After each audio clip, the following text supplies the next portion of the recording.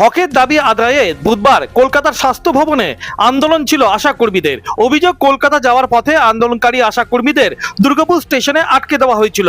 আশা কর্মী সংগঠনের রাজ্য নেত্রী কেকা পালকে মহিলা থানায় নিয়ে গিয়ে আটক করার অভিযোগ উঠেছিল। পরে যদিও পুলিশ ক্যান্সার আক্রান্ত এই আশা কর্মী সংগঠনের রাজ্য নেত্রী কেকা পালকে ছেড়ে দিয়েছিল। বৃহস্পতিবার পুলিশের বিরুদ্ধে অতি সক্রিয়তার অভিযোগ তুলে আশা কর্মীরা ফের দুর্গাপুরের রাস্তায় নামে। মিছিল করে আশা কর্মীরা দুর্গাপুর মহকুমা শাসকের গেটের সামনে তুমুল বিক্ষোভ দেখান। গেট ঠেলে ঢুকে পড়েন আশা কর্মীরা। হুলস্থুল কাণ্ড বেঁধে যায় দুর্গাপুরের মহকুমা শাসকের দপ্তরের সামনে। ছুটে আসে পুলিশ।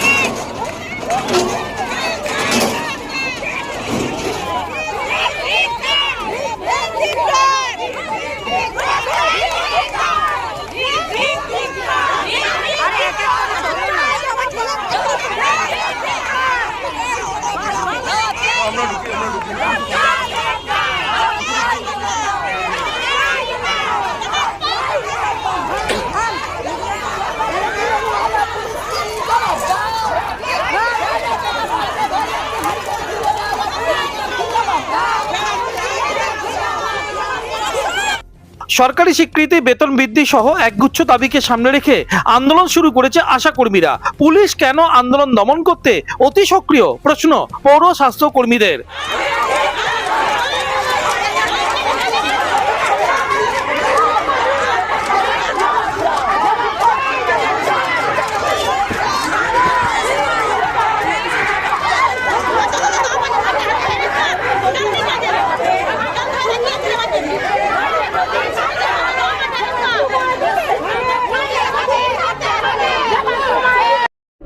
নামতে হলো কারণ আমরা কালকে সকালবেলায় সবাই স্টেশনে পৌঁছে গিয়েছিলাম।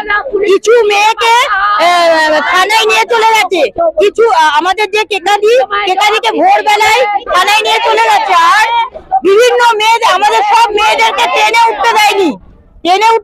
আমরা পুলিশকে অমান্য করেও আমরা জোর জবরদস্তি ট্রেনে উঠে গেছি। তারপরে শিয়ালদা স্টেশনে আমাদের আটকে দিয়েছে। তারপরে আমাদেরকে ওই মেট্রো স্টেশন থেকে বাইরে বেরিয়েছি, সেখানে আমাদের আটকেছে। স্বাস্থ্য ভবনের ওখানে আটকেছে। আমরা সমস্ত বাধা অতিক্রম করে কালকে আমরা স্বাস্থ্য ভবনের কাছে পৌঁছেছি। সেই যে পুলিশ আমরা দেখতে চাইছি যে পুলিশ আমাদের জন্য কি করলো। আজকে একটা মহিলা তাকে ভোরবেলায় তার বাড়ির থেকে কি করে নিয়ে যায়, এটা কোনো তো সামাজিক সভ্য সমাজের কথা নয়। আমাদের কালকে যেভাবে বিকাশ ভবনে, স্বাস্থ্য ভবনে আমাদের যেভাবে এই অত্যাচার করা হয়েছে, তুলে নিয়ে সমস্ত গাড়িতে তুলে একবার সোজা থানায়।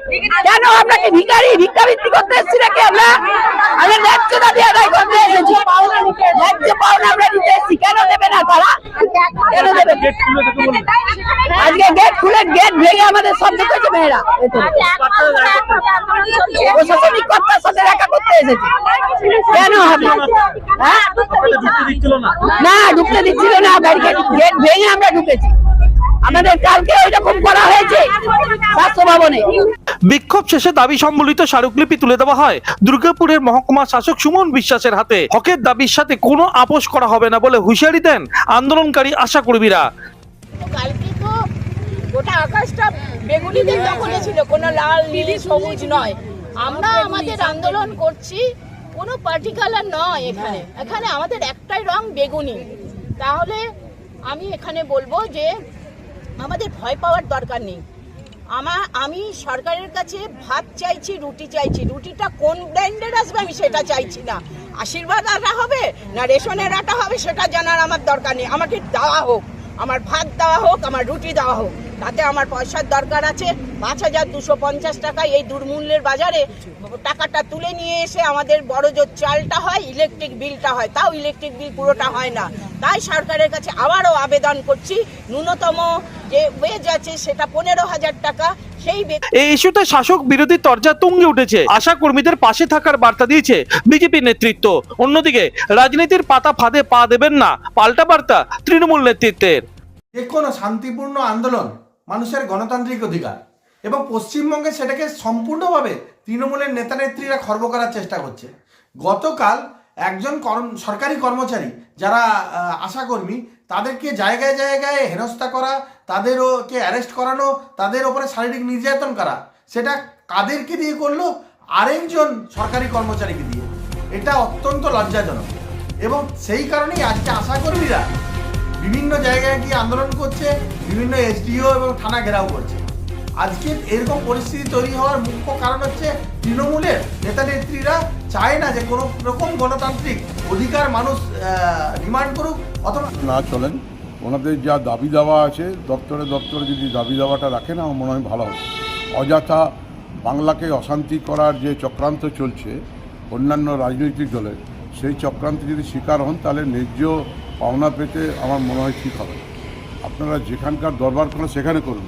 অযথা দেখেছেন তো আজকে 2011 পর থেকে কোনো বন্ধ ছিল না, কোনো রাস্তাঘাট অবরোধ হতো না। ইদানিংকালে দেখছি সব জায়গায় বিক্ষোভ, রাস্তাঘাট অবরোধ এবং সবাইকে বিক্ষোভ দেখাচ্ছে। এটা কিন্তু গণতন্ত্রকে রক্ষা করার জন্য এসআরের বিরুদ্ধে আপনারা প্রতিবাদ করুন, আমরা আপনাদের সঙ্গে আছি। হকের দাবি আদায়ে পৌর স্বাস্থ্য কর্মীরা কর্মবিরতি আন্দোলন শুরু করেছেন। দাবি না মানা পর্যন্ত এই কর্মবিরতি আন্দোলন জারি থাকবে বলে হুঁশিয়ারি দিয়েছেন আশা কর্মীরা।